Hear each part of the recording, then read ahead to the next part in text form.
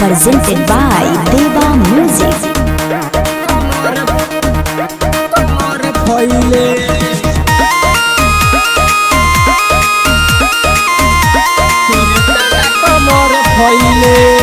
Music by Rajan Srivastava.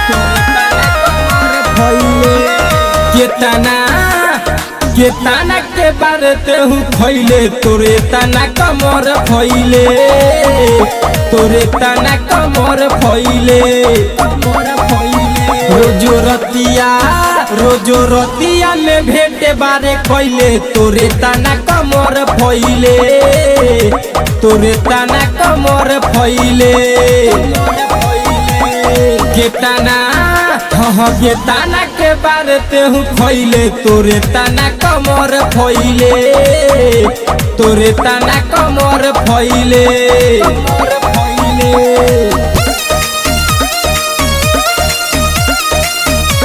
तोरे तना कमर फैले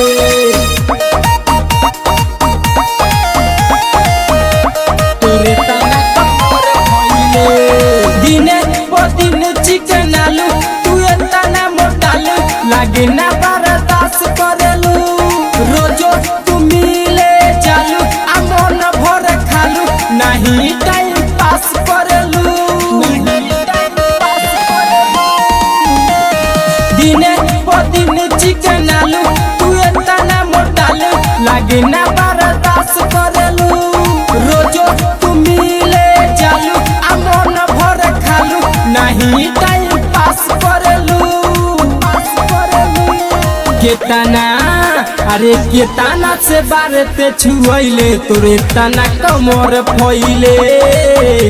तोरे तना कमर फैले केतना के बारे तेहू खैले तोरे तना कमर फैले तोरे तना कमर फैले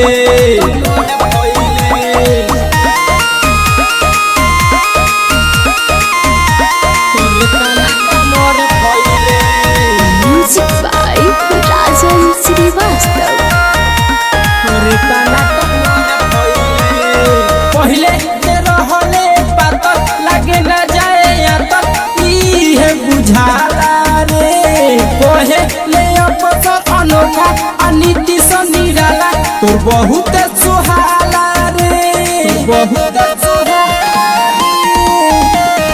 पहले के रहले पातल लागे न जाए यातल इहे बुझाला रे कहे ले अपसर अनोखा अनिति सनिराला तोर बहुत सुहाला रे राजन पते हुलो भैले तोरे तना कमर फैले तोरे तना कमर फैले